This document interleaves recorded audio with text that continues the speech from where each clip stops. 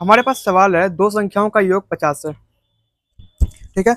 और उनका गुणनफल 525 है।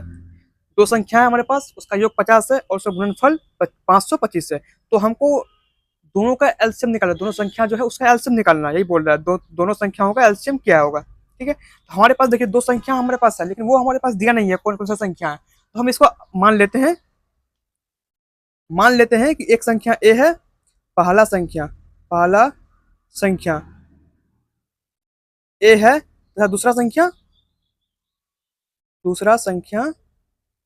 क्या बी है। इसको हम मान लेंगे क्योंकि हमारे पास दिया नहीं था, सिर्फ बताया गया यहाँ पे क्या, दो संख्या है जिसका योग 50 है, गुणनफल 525 है। तो लेकिन हमारे पास वो संख्या क्लियर नहीं है, कौन सा संख्या नहीं है, तो हम इसको मान लेते हैं ए और बी। ठीक है।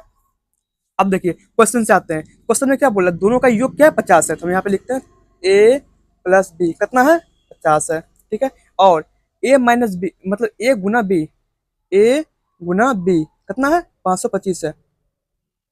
ए प्लस बी दोनों संख्या का योग 50 है, दोनों संख्या का गुणनफल 525 है। ठीक है। हमारे पास ये दिया हुआ है। अब हमको एलसीएम निकालना है। एलसीएम निकालने के हम एलसीएम निकालने के लिए सबसे पहले हमको क्या करना चाहिए, हमको ए और बी का अलग अलग वैल्यू पता होना चाहिए, इंडिविजुअल। ए का वैल्यू क्या होगा और बी का वैल्यू क्या होगा, तब तो हमारा एलसीएम निकलेगा।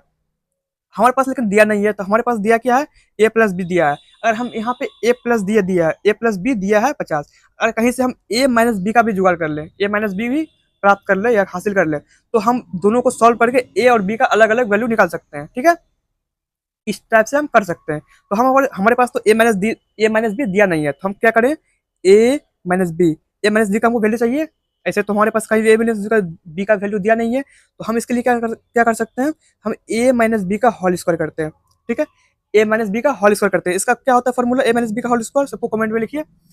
ए square plus B square minus two A B होता है। A square plus B square minus two A B होता है। लेकिन हमारे पास तो ए का वैल्यू नहीं है, बी का भी वैल्यू नहीं है, हमारे पास ए का वैल्यू नहीं है, बी का भी वैल्यू नहीं है, तो हम क्या करें, इसको अगर हम ए प्लस बी के फॉर्म में तोड़ दें, अगर ए माइनस बी के होल स्क्वायर को, तो हमारे पास कुछ इसका सॉल्व करने का आसानी हो जाएगी। ठीक है। तो हम तोड़ते हैं उसको, तो ए प्लस बी इसका होल स्क्वायर करते हैं। ठीक है। अब तो बताइए, ए माइनस बी का होल स्क्वायर और ए प्लस बी का होल स्क्वायर तो बराबर होता नहीं है।